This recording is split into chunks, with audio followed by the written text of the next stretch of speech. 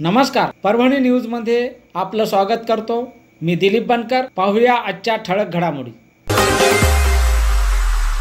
Parbhani news लोकस्वातंत्र्य पत्रकार महासंघाचे राष्ट्रीय अध्यक्ष तसेच विश्वप्रभात या साप्ताहिकाचे संपादक आदरणीय संजय देशमुख यांची RDG रेकॉर्डिंग स्टुडिओने प्रस्तुत केलेल्या मुलाखतीमध्ये प्रसारित परभणी न्यूजचे संपादक दिलीप बनकर यांनी घेतलेला हा विशेष आढावा।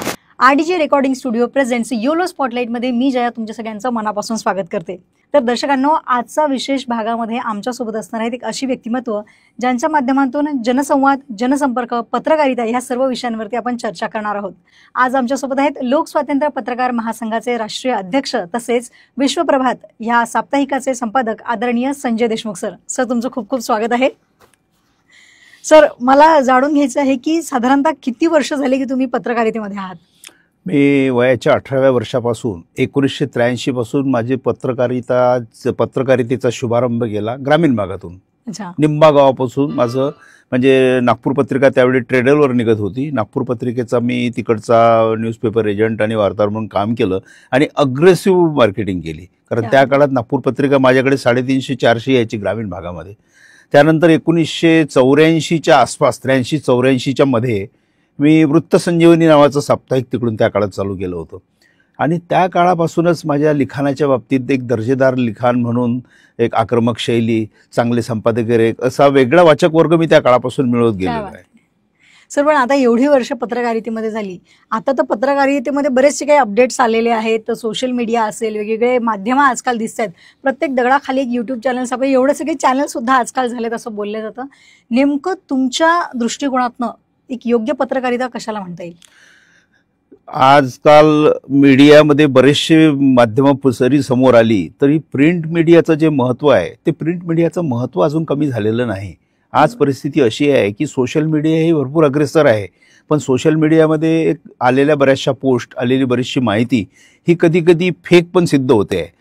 त्यामुळे प्रिंट मीडियावरचा लोकांचा विश्वास आहे तो अजूनही मजबूत आहे की वृत्तपत्रात छापून आलेली बातमी खरी आहे असं लोक मानतात। बिलकुल, पण जर कोविडच्या काळामध्ये एक प्रकारे प्रिंट मीडिया किंवा ही इंडस्ट्री कुठेतरी थांबते का, बंद होते का अशी भीती वाटायला लागलेली होती।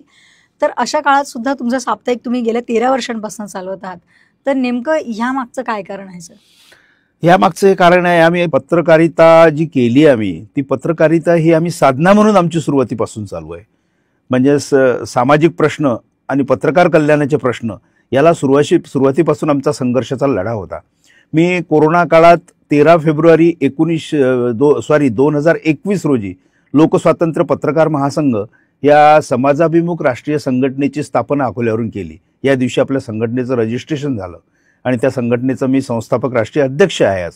त्याचप्रमाणे या पत्रकारितेच्या क्षेत्रामध्ये आमची जी एक संघटना आहे Indian languages association, Indian languages newspaper association म्हणजे इल्ना म्हणतात त्याला, दिल्लीची, त्या संघटनेचा मी राष्ट्रीय पदाधिकारी आहे। यापूर्वी मी राष्ट्रीय म्हणजे जनरल सेक्रेटरी होतो।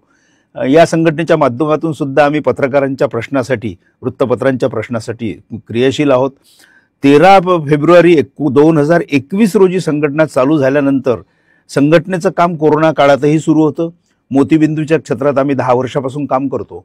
त्या काळात शिबिरं वगैरे घेता येत नव्हती। अशा काळात मी माझ्या ऑफिसमध्ये मोतीबिंदूच्या रुग्णांचं आपण नोंदणी केली आणि जवळपास 200 पेशंट आपण त्यावेळी दमाने रुग्णालयात पाठवले।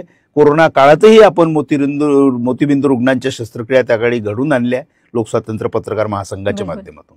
सर, आता साधारणतः किती राज्यांमध्ये किंवा संपूर्ण महाराष्ट्राचा जर सध्या आपण विचार केला तर किती ठिकाणी लोकस्वातंत्र्य पत्रकार महासंघ पसरलेला आहे आणि महाराष्ट्राबाहेर किती ठिकाणी आहे? लोकस्वातंत्र्य पत्रकार महासंघ त्यांचे जे पत्रकार कल्याणाचे ज्या मागण्या आहेत आणि पत्रकारांसाठी जे अविरत कार्यकर्ते आहे आणि शासन प्रशासनाच्या संपर्कात आहे, तसेच भरगच्च उपक्रम, याच्यामुळे लोकस्वातंत्र्याची एक आगळी वेगळी ओळख महाराष्ट्रामध्ये सिद्ध झालेली आहे। त्यामुळे लोकस्वातंत्र्याच्या प्रवाहात येण्यासाठी अनेक लोक स्वतःहून मला फोन करतात। आत्ताच आपले गोव्याचे एक राज्य प्रभारी नियुक्त झाले, त्यांनीच मला स्वतः फोन केला। ते एका वृत्तपत्राचे संपादक आहेत, ॲडव्होकेट आहेत आणि वृत्तपत्रांचे शासनाकडचे कामं करतात।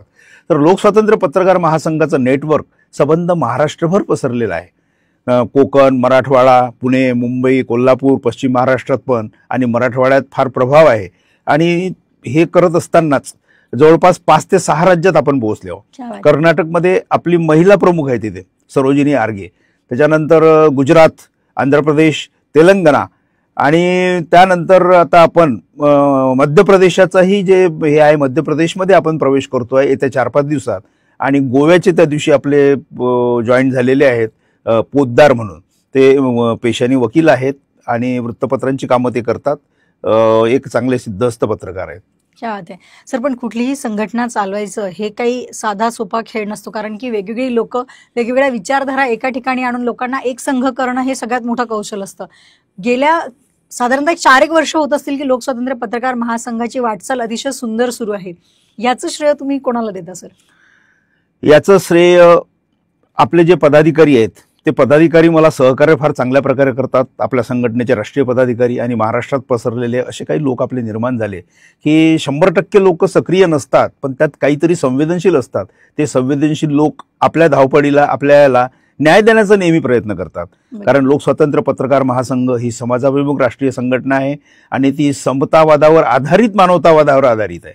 त्यामुळे या लोकस्वातंत्र्यामध्ये ज्या पद्धतीनं, म्हणजे ज्योत से ज्योत लगाते चलो, प्रेम की गंगा बहाते चलो, या न्यायानं सगळ्या पदाधिकाऱ्यांना आपण जो मान सन्मान देतो, आपण छोट्याचा सन्मान करतो, मोठ्याचाही सन्मान करतो, सभासदांचाही सन्मान करतो.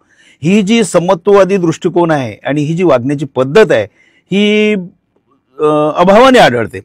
मला कुठल्या संघटनेसोबत आपली तुलना करायची नाही, पण लोकस्वातंत्र्यामध्ये दिसण्यासारखं फार वेगळं आहे, काहीतरी अभिनव आहे.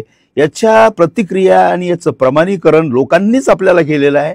लोक सांगतात म्हणून आपल्याला कळते. आपण फक्त काम करत राहायचं. कर्मसाधना ही आपली सर्वश्रेष्ठ आहे. क्या बात आहे सर. पण बाहेर जेव्हा लोक बघत असतात की साधारणतः 46 महिने होत आहे की आपल्या लोकस्वातंत्र्य पत्रकार महासंघाची एक चांगली वाटचाल सुरू आहे. दर महिन्याला एक विचार मंथन मेळावा असतो. ह्या विचार मंथन मेळाव्यामध्ये जी लोक आतापर्यंत आलेली नाहीयेत किंवा ज्यांना जुळायचं आहे अशांना जाणून घ्यायचं की नेमकं विचार मंथन मेळाव्याचं आयोजनामागचा काय उद्देश असतो आपला? लोकस्वातंत्र्य पत्रकार महासंघाने एक विचार मंथन मेळावा या उद्देशाने चालू केलेला आहे की जे पत्रकार आहेत, आमचे पदाधिकारी आहेत, सभासद आहेत आणि ही समाजाभिमुख राष्ट्रीय संघटना असल्यामुळे अभिव्यक्ती स्वातंत्र्याशी संबंधित ज्या ज्या व्यक्ती आहेत, आपल्या बोलानुसार आपण त्यांना सभासद बनवू शकतो. तर अशा सगळ्या व्यक्तींना आणि लोकस्वातंत्र्याच्या विकासामध्ये, लोकस्वातंत्र्याच्या प्रगतीमध्ये सर्व शक्ती एका व्यासपीठावर आणून एक भव्य दिव्य घडवण्याचं लोकस्वातंत्र्याचं स्वप्न आहे. त्यासाठी आपल्या लोकस्वातंत्र्य पत्रकार महासंघात जजेस आहेत, वकील आहेत, साहित्यिक आहेत, नाट्यकलावंत आहेत, डॉक्टर्स आहेत, जर्नलिझम डिग्री होल्डर आहेत, म्हणजे असे उच्च विद्या विभूषित व्यक्ती आहेत आणि तळागाळातले ग्रामीण पत्रकार सुद्धा आहेत. हे एक वेगळं समीकरण जे तयार होतं आणि हा जो विश्वास लोकस्वातंत्र्याबद्दल या लोकांचा निर्माण झाला. काही वेळा लोकांना वाटत होतं, परवाच्या आपल्या एका कार्यक्रमात आपले एक पदाधिकारी बोलले की काही लोकांना वाटते की हे मोठ्यांची संघटना आहे, पण तसं नाही. आम्ही मोठ्यांसोबत छोट्यांनाही सांभाळून घेऊन आपण चाललेलो आहोत. बिलकुल सर. आता इतके दिवसापासून हा प्रवास सातत्याने सुरू आहे, पण मोतीबिंदूचं शिबिर असेल किंवा आणखी वेगवेगळे काही उपक्रम राबवले, हे तर सगळे सामाजिक उपक्रम झाले.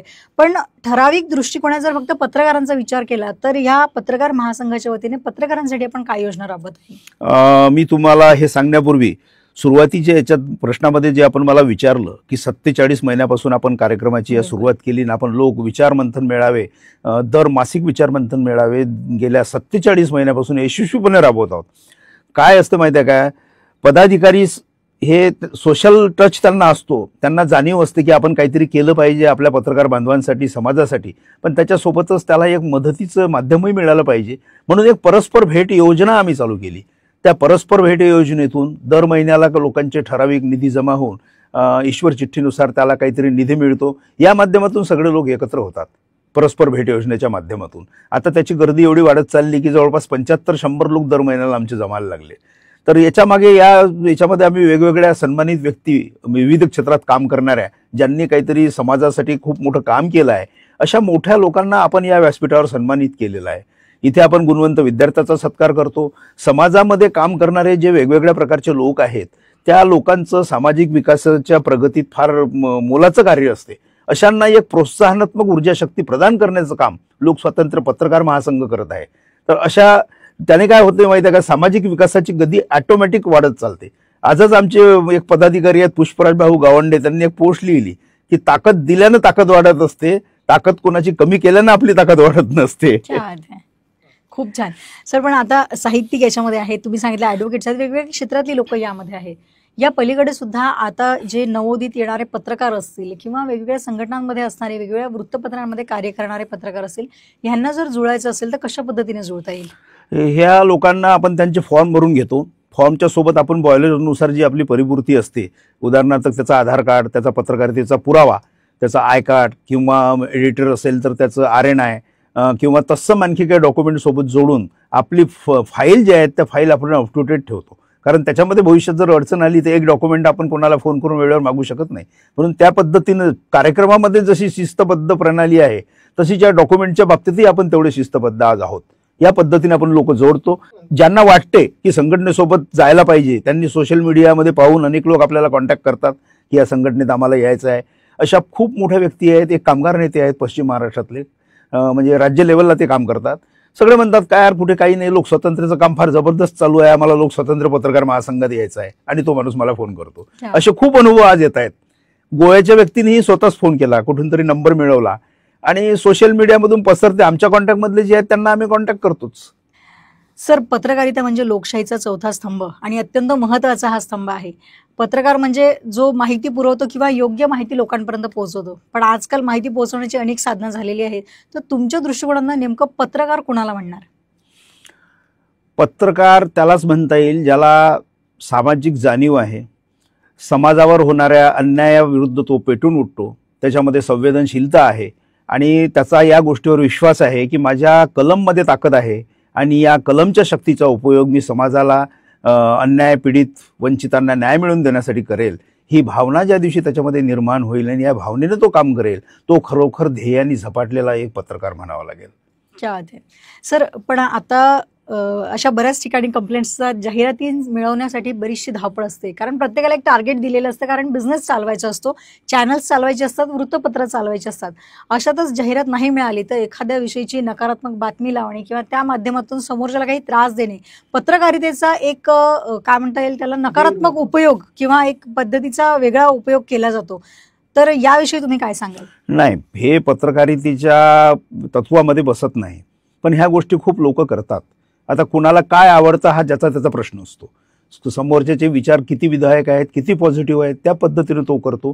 पण विधायक विचारांनी पण लोक आपल्याकडे आकर्षित होऊ शकतात आणि आपलं चांगलं काम पाहून, आपल्या कलमची ताकद पाहून ते आपल्याला जाहिराती देऊ शकतात. म्हणून जाहिरातीचा जो बिझनेस आहे तो सकारात्मक दृष्टिकोनानेच ओढला गेला पाहिजे की एखाद्याने मला काही हे दिलं नाही किंवा मला जाहिरात दिली नाही म्हणून मी आकसबुद्धीने त्याची बातमी छापेल, हे चांगल्या पत्रकारितेच्या व्याख्येत बसत नाही. बिलकुल सर. पण या पलीकडे सुद्धा आता जाहिरातींचा जरी विषय सोडला तरी सुद्धा राजकीय पगडा एक खूप मोठी गोष्ट आजकाल झालेली आहे. प्रत्येकाचे पत्रकार वाटलेले असतात पक्षानुसार, असं पण बरेचदा ऐकतही असतो. न्यूज चॅनल मीडिया सुद्धा आजकाल विकल्या गेलो असं बोललं जातं. तर ही खरं तर एक खूप दुःखद गोष्ट आहे. याविषयी तुम्हाला काय वाटतं की कसं असलं पाहिजे, एक प्रॉपर मीडिया कसा असायला हवा? कलम में है ताकत, पत्रकारिता का सार और यही कलम में पूरे भारत का है प्यार. या पद्धतीनं हा विश्वास कायम ठेवून जर पत्रकारांनी जर वाटचाल केली तर पत्रकारांनी समाजाला न्याय देणारीच पत्रकारिता समोर आणली पाहिजे. प्रश्न पत्रकारांचे भरपूर आहेत, ते मला मान्य आहेत की या स्पर्धेच्या युगात पत्रकारांना जाहिराती मिळत नाही आणि शासनाकडूनही योग्य तो प्रतिसाद नाही. आताच मी शासनाकडे एक मागणी केली की छोटी आणि मध्यम वृत्तपत्रे जर जगवायची असतील आणि त्यांना जर तुम्हाला पत्रकार कल्याण योजनेमध्ये तुम्हाला स्थान द्यायचं असेल तर तुम्ही आणि त्यांनी अन्य व्यवसाय करू नये अशी तुमची जी अट आहे जाचक, ती अट जर हे करायची असेल तर तुम्ही संबंध वृत्तपत्र हे जाहिरातीमध्ये चालवण्याची हमी घ्या, छोटी वृत्तपत्र. असं जर झालं तरच तो पत्रकार अन्य व्यवसाय करणार नाही, अन्यथा त्याला स्वाभिमानाची पत्रकारिता करण्याकरता, कारण छोट्या वृत्तपत्राला शासनाकडून जाहिरातीचं प्रमाण खूप कमी आहे, नगण्य आहे, त्यावर त्याचा उदरनिर्वाह होऊ शकत नाही. म्हणून तो दुसरं काहीतरी व्यवसाय करतो आणि तो केला पाहिजे. त्याला स्वाभिमानी पत्रकारिता जर करायची असेल तर पत्रकारितेच्या साईडला त्याला दुसरं काहीतरी अर्निंग असलं पाहिजे. त्याची पत्रकारिता त्याशिवाय स्वाभिमानी राहू शकणार नाही. बिलकुल सर. पण आता ज्या पद्धतीने वृत्तपत्र आहेत किंवा वेगवेगळे मीडिया चॅनल्स जे बनलेले आहेत, या सगळ्यांवरती कसं समजायचं की अधिकृत किंवा योग्य पत्रकारिता कोणत्या ठिकाणी चाललेली आहे, लोकांनी कसं ओळखायचं? योग्य पत्रकारिता प्रश्न चांगला केला तुम्ही. योग्य पत्रकारिता कुठे चालली आहे आणि कुठे चालली नाही हे ओळखण्या इतके लोक आपले चाणाक्ष आहेत. कारण आज लोक जे प्रतिक्रिया व्यक्त करतात, पत्रकारितेसंबंधी जे प्रश्नचिन्ह निर्माण करतात, हे प्रश्नचिन्ह खोटे नाही आहेत. तो विश्वास जर पत्रकारांना कायम करायचा असेल तर पत्रकारांनी अशा प्रकारची पत्रकारिता केली पाहिजे.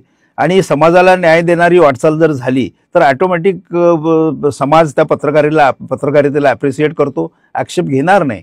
पण बऱ्याच ठिकाणी आज जे चाललेलं आहे, जे पत्रकारितेच्या नावावरती पत्रकार अगोदरच कोणत्या पुराव्याशिवाय किंवा अधिक पुढे जाऊन स्वतःची मतं प्रदर्शित करण्याचं काम करतात, तिथे त्यांना स्वतःची मतं प्रदर्शित करण्यापेक्षा पुराव्यावर आधारित आणि वास्तवतेला धरून पत्रकारिता केली पाहिजे.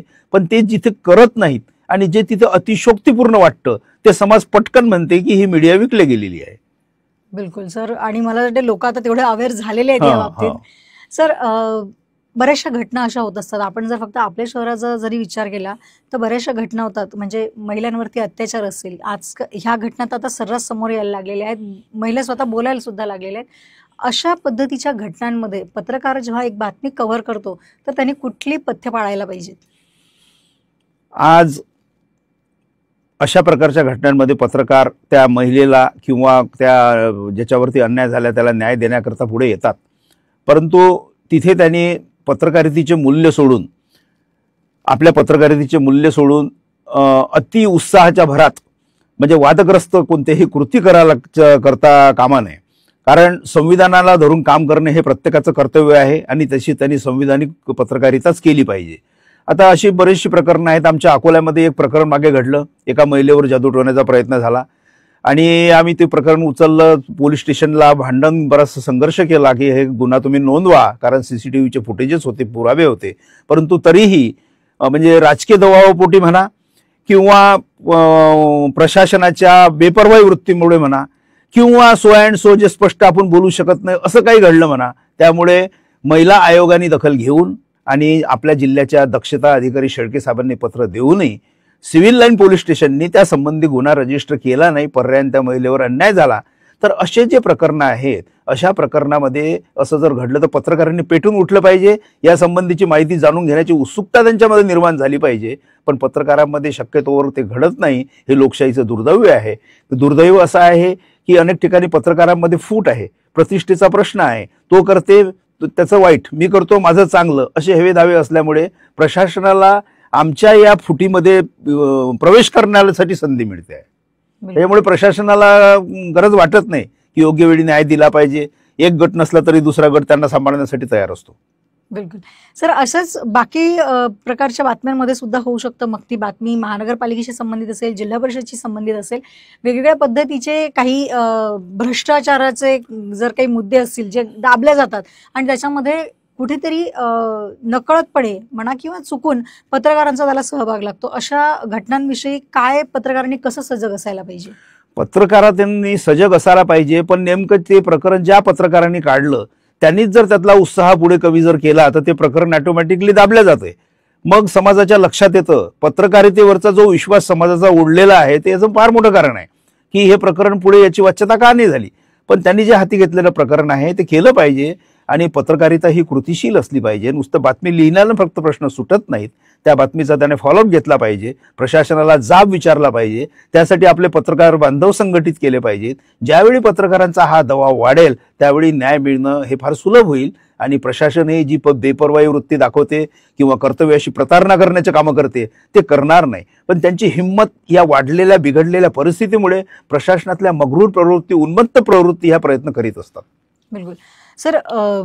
आपण असं बरेचदा बघत असतो की कुठली एखादी मोठी घटना घडली आणि पोलीस तर त्यांच्या बाजूने तपास करत असतात. पण तुम्हाला काय वाटतं की पत्रकारांच्या, तुम्ही जसं म्हटलं मगाशी, अति उत्साहीपणामुळे किंवा एखादा पक्ष त्यांनी धरून ठेवल्यामुळे एखादी बाजू, तर त्या केसवरती त्याचा इफेक्ट होऊ शकतो का? त्या केसवरती त्याचा इफेक्ट होऊ शकतो. पत्रकारांचं कर्तव्य त्यावेळी हेच आहे की पोलिसांची जी तपासाची दिशा आहे ती योग्य आहे की नाही. कारण एखाद्या प्रकरणामध्ये पोलिसांनी तपास केला आणि काही कारणांनी त्यांनी त्याच्यामध्ये कच्चे दुवे जर सोडले तर ते प्रकरण पुढे कोर्टामध्ये टिकत नाही आणि जो दोषी असतो तो कोर्टामधून निर्दोष सुटतो. तर हे पातक आपल्या हातून घडू नये यासाठी पत्रकारांनी नेहमी सजग असलं पाहिजे आणि ज्याच्यावर न्याय झाला त्या व्यक्तीला न्याय देण्याचा प्रयत्न केला पाहिजे. आपली सामाजिक पत्रकारितेचा तिथे उपयोग केला पाहिजे. आपली सामाजिक साधना जी आहे ती पणाला लावलीच पाहिजे. बिलकुल. सर, लोकस्वातंत्र्य पत्रकार महासंघ ही एक समाजाभिमुख संघटना जरी असली तरी तुम्ही ती प्रत्येक वेळेला आपण म्हणतो की ही विचारधारा गाडगेबाबा आणि राष्ट्रसंत तुकडोजी महाराज यांच्या विचारांनी प्रेरित आहे. बरोबर. तर नेमकं कसं सुचलं की हीच दोन महानुभाव आहेत की ज्यांच्या विचारधारेला घेऊन आपण चालू शकतो? आज आपला महाराष्ट्र शाहू फुले आंबेडकर, राष्ट्रसंत तुकडोजी महाराज, गाडगे महाराजांच्या विचारसरणीवर चाललेला आहे आणि सामाजिक क्रांतीचे विचार या महापुरुषांनी आपल्याला दिले. या महापुरुषांनी लोकशाही आणि संविधानाचं संवर्धन कसं करायचं, मानवी जीवनमूल्यांनी कसं जीवन जगायचं हे आपल्याला शिकवलं आणि म्हणून आपल्या लोकस्वातंत्र्य पत्रकार महासंघाचं सामाजिक अधिष्ठानही राष्ट्रसंत तुकडोजी महाराज, गाडगेबाबा आहेत. शाहू फुले आंबेडकरच्या विचारसरणीने आम्ही चाललो आहे. काय झालं माहीत आहे का, क्रांती आणि क्रांतीचे विचार आज पायदळी तुडविले जात आहेत. मोजकेच म्हणतात सत्य, पण आमचे पत्रकारही आज प्रसिद्धी आणि अर्थकारणाच्या दबावाखाली झोकलेले आहेत. हे या लोकशाहीचं दुर्दैव आहे. सर, पत्रकारांनी काय केलं पाहिजे ह्याच्यावर तर आपण बोललो, पण पत्रकारांच्या आयुष्यामध्येही बरेचसे प्रश्न असतात जी फक्त पत्रकारितेच्या भरोशावरती उदरनिर्वाह करतात. त्यांना किती सगळ्या तरी समस्यांना सामोरं जावं लागतं. योग्य असं वेतन मनासारखं मिळत नाही किंवा त्याच्या पलीकडे सुद्धा ज्या ॲक्रिडिटेशन आपण ज्याला म्हणतो, ज्या सोयीसुविधा असायला पाहिजे त्या सुद्धा त्यांच्यापर्यंत पोहोचत नाही. तर सगळ्यात पहिले तर मला जाणून घ्यायचं की सोयीसुविधा काय आहेत पत्रकारांसाठी? पत्रकारांसाठी महाराष्ट्र शासनाने बऱ्याचशा योजना चालू केल्या आहेत. त्यामध्ये पत्रकार कल्याण योजना आहे, अधिस्वीकृतीची फॅसिलिटी आहे, शंकरराव चव्हाण कल्याण योजनेमधून जे पत्रकारांच्या विविध आजारासंबंधी पत्रकारांना अकस्मात जर हॉस्पिटलमध्ये कुठे ॲडमिट झाला, कुठे उपचाराची जर गरज पडली तर त्याच्यामध्ये शासनाकडून मदत होते. पण त्यांनी काही विशिष्ट आजारच त्यामध्ये घेतलेले आहेत, सर्व आजार घेतलेले नाहीत. दुसरी गोष्ट, पत्रकारांची जी छोटी आपली वृत्तपत्र आहेत, मध्यम आणि लघु वृत्तपत्रे, यांना महाराष्ट्र शासनाच्या जाहिराती मिळतात पण त्या तोकड्या स्वरूपात आहेत. दुसरी एक महत्त्वाची जी आहे सुविधा ती अधिस्वीकृती, म्हणजे काही पुराव्याच्या आधारावर महाराष्ट्र शासन त्या पत्रकाराला प्रमाणित करते की हा महाराष्ट्र शासनाचा अधिस्वीकृतीधारक पत्रकार आहे. त्या अधिस्वीकृतीच्या माध्यमातून त्याला बसमध्ये 100% प्रवास फ्री आहे आणि रेल्वेचं जे कन्सेशन आहे ते 50% आहे. पण कोरोना काळापासून ते सिनियर सिटीजन आणि रेल्वेचं बंद केलेलं आहे. मी केंद्र सरकारकडे अनेकदा त्याचे पत्रव्यवहार केला. आता परत मागण्या त्या संबंधी करणार आहे की पत्रकाराचं ते कन्सेशन चालू व्हायला पाहिजे 50%चं. आणि तशा ह्या योजना ज्या आहेत या योजनेची अंमलबजावणी नीटपणे झाली पाहिजे. यासाठी आपण नुकतंच महाराष्ट्र गव्हर्नमेंटकडे काही कल्याण योजनांसंबंधी सुधारणा सुचवलेल्या आहेत. किंवा एखादा पत्रकार जर मयत झाला तर त्या पत्रकाराच्या कुटुंबाला, त्याच्या पत्नीला 10 लाख रुपये देण्यात यावे. काही संघटनांनी 5 लाख सुचवले. एखाद्या पत्रकाराला जर कोणते आजार झाले तर ते पूर्ण आजार त्याच्यामध्ये घेण्यात यावे. या आजारासाठी एवढं नको. आणि त्याची जी कल्याण योजनेची जी मदत आहे, म्हणजे आचार्य बाळशास्त्री जांभेकर सन्मान योजना, या सन्मान योजनेमध्ये अनेक पत्रकारांना 20,000ची जी मदत आहे पेन्शन मंथली, ती गव्हर्नमेंट देत असते. पण याच्यामध्ये शासनाने इतक्या क्लिष्ट अटी टाकलेल्या आहेत की काही पत्रकार पेन्शनसाठी भांटाच पेन्शनची मागणी करताच ते वर गेले पण त्यांना पेन्शन मिळालेली नाही. त्याच्यामध्ये आपण काही सुधारणा सुचवलेल्या आहेत की पूर्वी शिक्षण कमी होतं आणि लोकांना दूरदृष्टी नव्हती की असं काहीतरी गव्हर्नमेंटचा लाभ आपल्याला मिळेल, म्हणून त्यांच्याकडे त्यावेळीचे पत्रकारितेचे पुरावे त्यांनी जतन करून ठेवलेले नाहीत. म्हणून असे पत्रकार जर असतील तर जी एक चांगली संघटना आहे, जशी आमची लोकस्वातंत्र्य पत्रकार महासंघ आहे, अशा संघटनेच्या शिफारस पत्रावरच त्या पत्रकारांना त्या योजनेचा लाभ देण्यात यावा असं आपण महाराष्ट्र शासनाकडे सुचवलेलं आहे. दुसरी गोष्ट, महाराष्ट्र शासनाला आपण हेही म्हटलेलं आहे की जाहिरात मान्यता यादीमध्ये अनेक वृत्तपत्र सामावून घेतले नाही, त्यातील अटी शिथिल करण्यात याव्यात. आणि एक अट जी मेन त्यांनी टाकलेली आहे त्याच्यामध्ये सन्मान योजनेमध्ये की त्या पत्रकाराचा अन्य व्यवसाय असू नये. आता त्या पत्रकारांनी जर तो साप्ताहिक वृत्तपत्र चालवते तर गव्हर्नमेंट वर्षभरात त्याला 50 किंवा 50,000 एवढ्या जाहिराती देते. त्यामध्ये तो पेपरचं प्रिंटिंग करेल की त्याचा उदरनिर्वाह करेल की कुटुंब चालवेल. मग आपण गव्हर्नमेंटला म्हटलं की तुम्ही असं करा, जाहिरातीची हमी घ्या, पूर्ण जाहिरातीवर हे वृत्तपत्र आम्ही चालू म्हणून, नाहीतर ही अट शिथिल करा. अशा प्रकारच्या बऱ्याचशा दुरुस्त्या आपण गव्हर्नमेंटला सुचवल्या आहेत. पत्रकार कल्याणच्या योजनात हे करा. त्यानुसार पत्रकारांवर जर हल्ले झाले त्या हल्ल्याची ताबडतोब तपासणी व्हावी, पोलिसांना कडक सूचना द्या. पत्रकार हल्ल्याची बरीचशी प्रकरणं आपण उचललेली आहेत आपल्या संघटनेच्या स्थापनेपासून. असं वेळोवेळी पत्रव्यवहार चालू असते. आता मध्यंतरी एक प्रकरण घडलं, मी ते प्रकर्षाने बोलणार आहे की वसुंधरा दिनाची जाहिरात पंकजा मुंडेंनी फक्त बीड जिल्ह्यासाठी दिली. आता असं करता येत नाही, ही पार्शालिटी झाली. मग मी गव्हर्नमेंटला विचारलं की पंकजा मुंडे ह्या महाराष्ट्र शासनाच्या मंत्री आहेत की बीड जिल्ह्याच्या.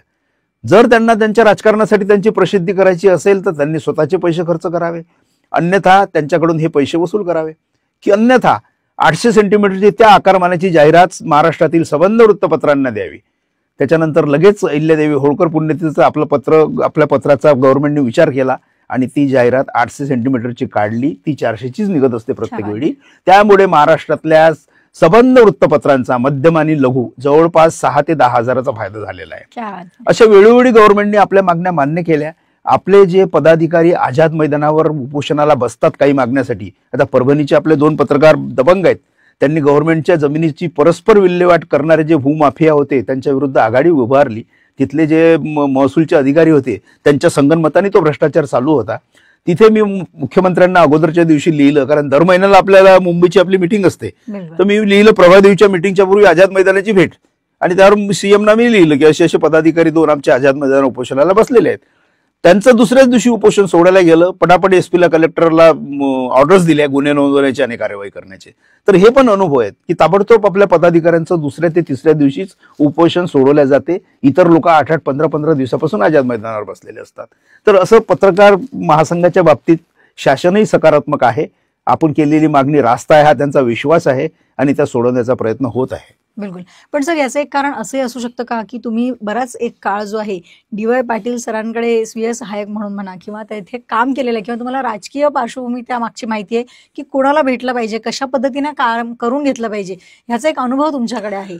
तर नेमकं काय वाटतं तुम्हाला, ह्या सगळ्या गोष्टी प्लस पॉईंट आहेत त्यासाठी? मी वयाच्या 18व्या 17व्या वर्षापासून पत्रव्यवहारामध्ये आहे. कोणतं काम कसं केलं पाहिजे, पत्र कसं लिहिलं पाहिजे हे टेक्निक तेव्हापासून मला आलेलं आहे. मी बरेचसे शब्द बदलले मराठीमध्ये, नाही हा शब्द इकडे नाही इकडे पाहिजे, कारण त्याचे जे चढ उतार लय आहे ते वाचताना लोकांना आवडलं पाहिजे. ते वाचताना लोकांना माझं लिखाण आवडते हे मला अभिप्राय लोकांनी दिलेले आहेत. आणि त्याच्यानंतर मी गावचा सरपंच होतो 5 वर्ष. त्याच्यानंतर डी.वाय. पाटलांकडे गेलो. डी.वाय. पाटलांचा मी प्रायव्हेट सेक्रेटरी होतो. त्याच्यामुळे साहेबांचे पत्रव्यवहार, पर्सनल फायली आणि मंत्रालयाची कामं मी फॉलोअप करत होतो. बऱ्याचशा सेक्रेटरी लोकांच्या त्या काळात मी संपर्कात होतो. त्याच्यामुळे कुठलं काम कुठून करायचं, कसं करायचं किंवा संबंध प्रस्थापित कसे करायचे आणि जनसंपर्काचं कौशल्य जे असतं, प्रेमाने समोरच्या माणसाला आपलंसं कसं करायचं, आपली पत्रकारितेचं हे सगळे ठिकाणी दाखवून कुठले कामं होत नसतात. प्रेमाने जेवढा माणूस अंकित होतो आणि तो मदत करायला जो पुढे येतो हे अनुभव फार वेगळे असतात. माझ्या आयुष्यात मी जे अनुभव घेतलेले आहेत की लोक म्हणतात करप्ट पॉलिसी आहे, पैशाशिवाय काम होत नाही. दुसरी गोष्ट, मी ज्यावेळेस पत्रकारितेच्या काळात होतो त्यावेळी ऑनलाईन नव्हतं, खरेद्या असायच्या लोकांच्या, खेड्याचे लोक यायची भाऊ खरेदी. माझ्या विश्वासावर त्या रजिस्ट्रारनी पुरावे न घेता कुठले टॅक्स पावती नसताना खरेद्या करून दिल्या. हे कशाचं होतं काय? ज्या बीईओ सोबत मी चहा प्यायला बसत होतो तिथे आमदाराचं पत्र बाजूला ठेवून मी म्हटलं त्या टीचरला त्या ठिकाणी दिलं. बिना पैशाची माझी काम, उलट ते अधिकारी लोकच मला चहा पाजत होते आणि माझी कामं पण करून देत होते. हा माझ्या जीवनातला सर्वोच्च आनंद आहे. म्हणजे जे आपण म्हणतो की दुनिया हे आहे, पॉलिसी करप्ट आहे, त्याला इथे छेद दिलेला आहे या गोष्टी. बिलकुल बिलकुल. सर, एक पारंपरिक पत्रकारिता किंवा ठरलेल्या ज्या पत्रकारितेच्या एक कार्यपद्धती आहे त्याला थोडासा फाटा देऊन आता इव्हेंट्स यामध्ये इन्व्हॉल्व्ह झालेले आहेत. वेगवेगळ्या कार्यक्रमांचं आयोजन केलं जातं आणि इव्हेंट्स कंपनी सुद्धा यामध्ये इन्व्हॉल्व्ह व्हायला लागलेले आहेत. काय वाटतं तुम्हाला, हे बदलत्या काळानुसार गरजेचं आहे, असलं पाहिजे की नाही? लोकस्वातंत्र्य पत्रकार महासंघाची वाटचालच मुळात तशी आहे की म्हणूनच लोकस्वातंत्र्य पत्रकार महासंघाने पत्रकारांसोबत सामाजिक लोक आणि विविध क्षेत्रातले लोक सोबत घेऊन सगळी ताकद एकत्र करण्याचा प्रयत्न केलेला आहे. कारण सामाजिक विकासाला गती देणे हे प्रत्येक पत्रकाराचं आणि सामाजिक माणसाचं कर्तव्य आहे. ज्या समाजात आपण जन्म घेतला त्या समाजाचा आपल्यावर ऋण आहे आणि त्यासाठी त्या गोष्टीला आपण गती देण्याचे प्रयत्न केलं पाहिजे. त्यामुळे जे सामाजिक कार्य खूप लोक करतात. लोकस्वातंत्र्य पत्रकार महासंघाकडून आपणच काम करतो असं नाही, आपल्यापेक्षा अफाट काम करणाऱ्या व्यक्ती आहेत. तर अशा ज्या समाजातल्या व्यक्ती आहेत त्यांना पुश करण्याचा प्रयत्न झाला पाहिजे, त्यांना पुढे करण्याचा प्रयत्न झाला पाहिजे. त्यासाठी असे इव्हेंट खूप आवश्यक आहेत की या इव्हेंटच्या माध्यमातून पुरस्कार म्हणू आपण त्याला किंवा कुठला त्याचा गौरव म्हणू, या गौरवाच्या माध्यमातून त्याला जी पॉझिटिव्ह एनर्जी मिळते त्या एनर्जीनी त्याला त्याच्या आयुष्यात आणखी मोठं काम करण्याची प्रेरणा मिळते आणि त्यासोबतच त्या सामाजिक विकासाच्या गतीला पुश करणारे आपण मेन आधारस्तंभ ठरू शकतो. म्हणजे फार मोठं चांगलं काम, राष्ट्रीय कार्य आपल्या हातून घडते. त्यासाठी असे इव्हेंट आवश्यक आहेत. सर, पण आता तंत्रज्ञानाचा एक मोठ्या प्रमाणात वापर या क्षेत्रामध्ये व्हायला लागलेला आणि प्रत्येक क्षेत्रात जसं अपडेट होत असतं तसंच पत्रकारितेच्या क्षेत्रामध्ये सुद्धा आता अपडेट आले. सोशल मीडियाची जोड त्याला आलेली आहे. त्यानंतर व्हिडिओ फॉर्मॅट आजकाल सगळ्यात जास्त चालायला लागले. भलेही ते प्रिंट मीडिया असलं तरी त्यांचा एक व्हिडिओ एरा सुद्धा सुरू आहे. तर काय वाटतं तुम्हाला, हे किती महत्वाचं आहे, हे असलं पाहिजे की नाही? माहितीच्या जगतात माहिती जर फास्ट आपल्याला मिळायची असेल तर टेक्नॉलॉजी खूप आवश्यक आहे आणि त्याचा उपयोग बरेच करतात. पण एक शक्ती अशी खर्च होते की त्यातली सत्यता तपासण्यासाठी माणसाला खूप सतर्क राहावं लागतं. पण हे इव्हेंट खूप महत्त्वाचे आहेत आणि या टेक्नॉलॉजीमुळे प्रत्येक माहिती जलद गतीनं विदिन सेकंद आपल्यापर्यंत पोहोचण्याचं फार मोलाचं कार्य केलेलं आहे. टेक्नॉलॉजी ही मनुष्य जातीला उपकारक आहे, पण तिचा मिसयूज जर झाला तर तो फार मोठा शाप आहे. तर अशा असं कार्य करणाऱ्या जे आहेत, मिसयूज करणाऱ्या लोकांवर कायद्याच्या चौकटीतून वेळोवेळी त्यांच्यावर अंकुश आणण्याचे प्रयत्न झाले पाहिजेत, तरच योग्य माहिती लोकांपर्यंत पोहोचू शकेल. सर, पण हा व्हिडिओ एरा असेल किंवा सोशल मीडियाला बऱ्याच पद्धतीने फोटोशॉप करून असेल किंवा एआयचा वापर करून डीप फेक अशा पद्धतीने बरेचसे व्हिडिओ बनवले जातात, फोटोज तयार केले जातात आणि बातम्या पसरवल्या जातात. एक प्रकारे असं म्हणा की समाजामध्ये अफवा पसरवल्या जातात. तर ह्यावरती कशा पद्धतीने अंकुश ठेवला गेला पाहिजे किंवा काय सतर्कता लोकांनी ठेवायला पाहिजे? लोकांनी सतर्कता ही ठेवायला पाहिजे की जो व्हिडिओ मी बघतो त्या व्हिडिओमध्ये खरोखर सत्यता किती आहे. आता ते सत्यता किती आहे तर साधारणतः एक आपला विचार करण्याचा एक असतो, अँगल असतो की आपण पाहू शकतो काही बाजू की खरोखर हे खरं असेल का, किंवा खोटं असेल तर खोटं कशावरून असेल, या गोष्टीचे काही तर्क असतात. त्या तर्कांनी लोकांनी तर सजग झालंच पाहिजे. पण प्रशासनाने सायबरच्या माध्यमातून, पोलीस प्रशासनाच्या माध्यमातून या गोष्टीवर नियंत्रण आणण्याचा प्रयत्न केला पाहिजे, जेणेकरून खरी माहिती लोकांपर्यंत पोहोचू शकेल आणि असे जे मिसयूज करणारे लोक आहेत, या अपप्रवृत्ती आहेत, या अपप्रवृत्तींवर नियंत्रण येऊ शकेल. बिलकुल. सर, पोलीस विभागाचा आता आपण उल्लेख केलेला आहे. पत्रकारितेच्या जगतामध्ये पोलीस विभागाचा कितपत सहभाग महत्वाचा आहे किंवा हे हातात हात घालून सोबत काम करता येऊ शकतं का? पोलीस विभागाच्या हातात हात घालून काम करता येऊ शकतं, पण त्यासाठी तसे पोलीस अधिकारी विधायक विचाराचे लागतात. काही पोलीस अधिकारी इतके चांगले आहेत पोलीस डिपार्टमेंटमध्ये, पोलिसांच्या आम्ही गेल्या 6 महिन्यात खूप विरोधात लिहिलं, पण अपप्रवृत्तीच्या विरोधात लिहिलं, पूर्ण पोलीस खात्याच्या विरोधात नाही लिहिलं. पण काही माझे मित्र जे पोलीस अधिकारी मला लाभलेले आहेत की ते खरोखर कलेला वाव देणारे आहेत, कला हा त्यांचा छंद आहे, राष्ट्रसंत तुकडोजी महाराजांची भजनं गाणारे काही अधिकारी आहेत. आणि अशा अधिकाऱ्यांना खरोखरच समाजासाठी वास्तव काम झालं पाहिजे, समाजाला न्याय देता आला पाहिजे. अशा अधिकाऱ्यांच्या सोबत, हे आमचे चांगले मित्र आहेत, अशा अधिकाऱ्यांच्या सोबत पत्रकारांनी हातात हात घालून काम केलं पाहिजे.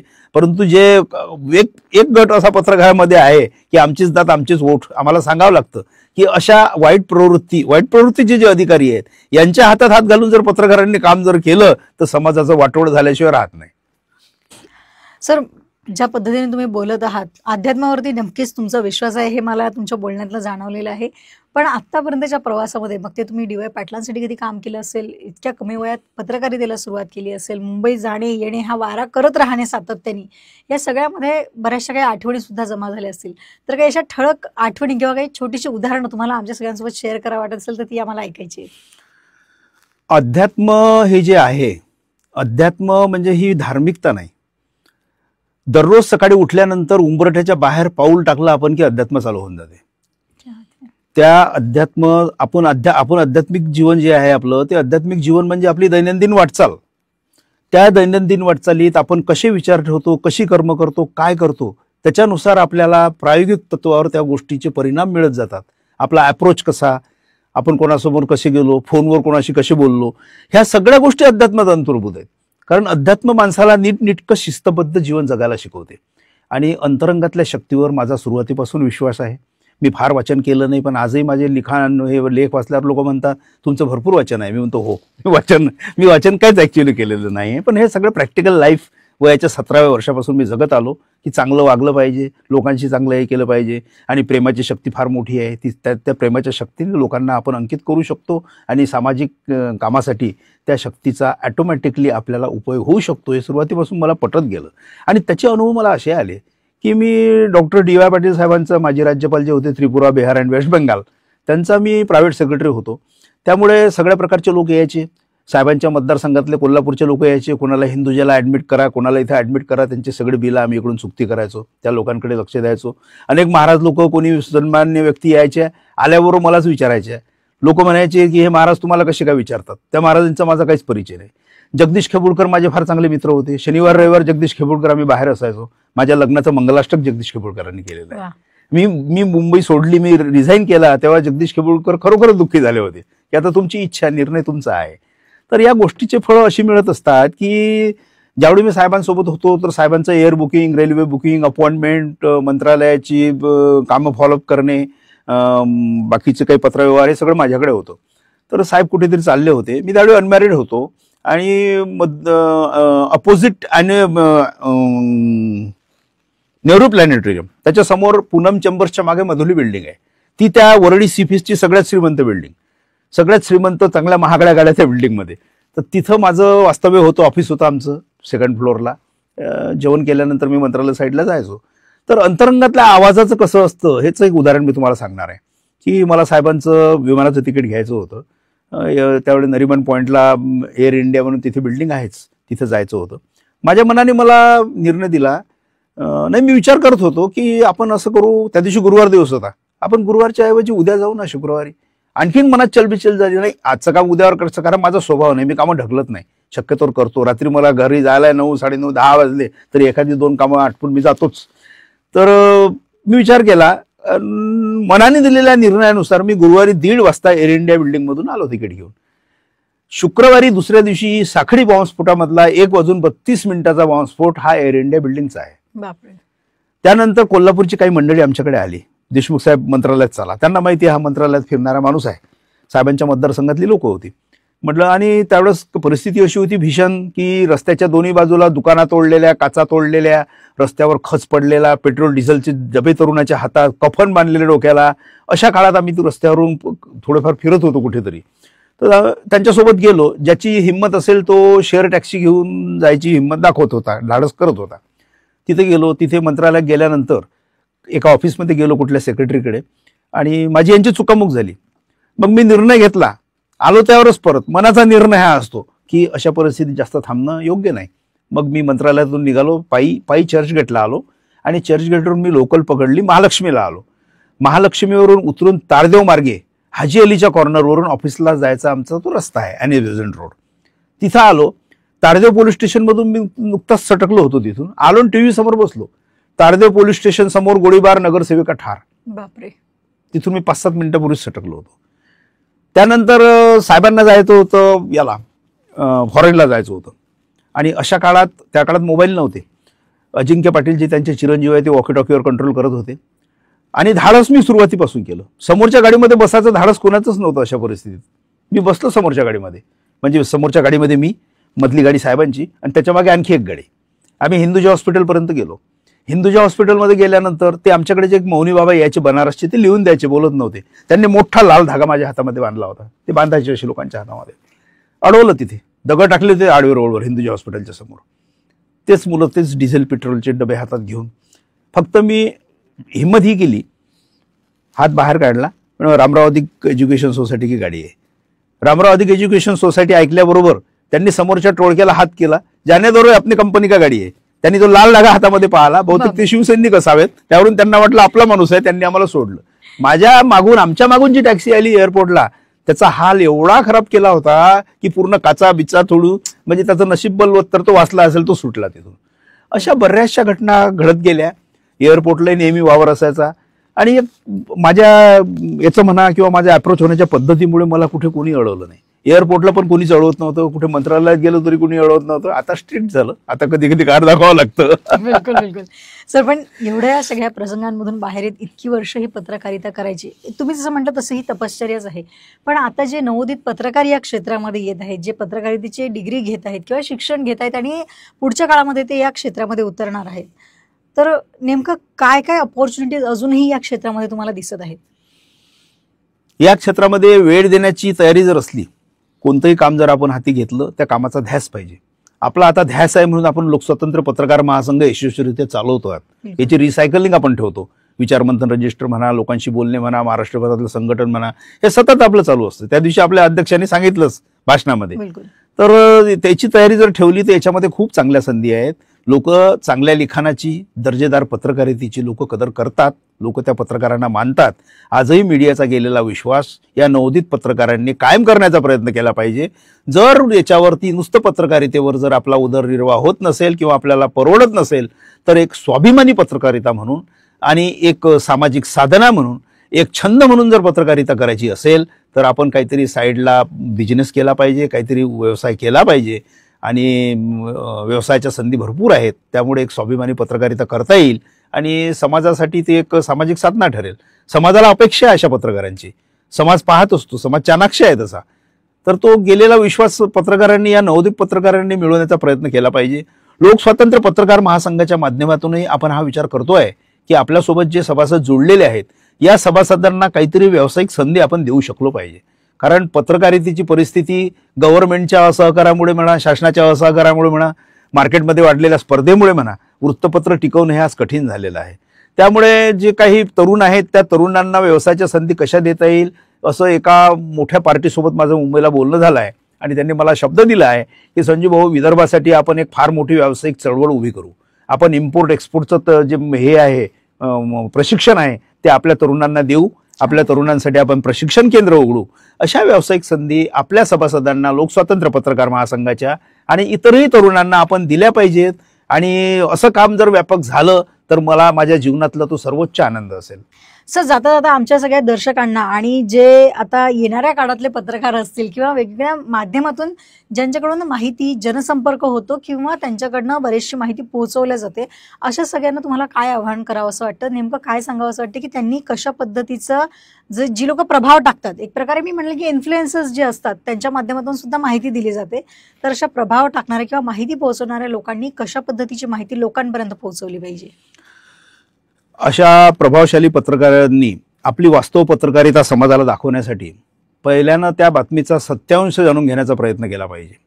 विनाकारण कुणाच्या दबावाखाली येऊन, कोण्या राजकीय नेत्याच्या दबावाखाली येऊन किंवा कोणत्या अधिकाऱ्याच्या दबावाखाली येऊन त्यांना सोयीची होईल अशी भूमिका घेऊन आपली पत्रकारिता करू नये.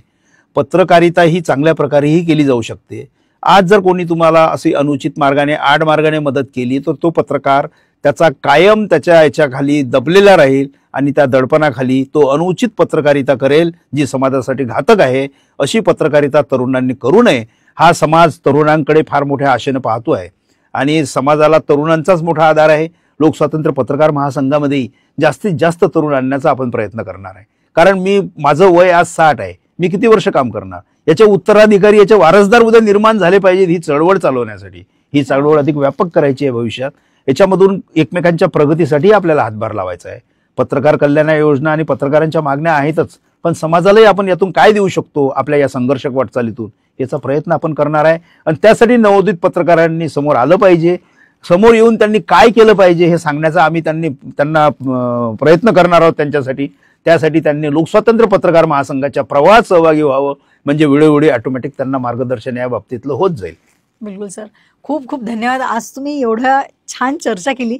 फक्त पत्रकार महासंघच नाही तर त्या व्यतिरिक्त सुद्धा पत्रकारितेतले खूप बारकावे सुद्धा तुम्ही या ठिकाणी सांगितले. तुम्ही इथे आलात, एवढा वेळ दिला त्यासाठी तुमचे अगदी मनापासून आभार.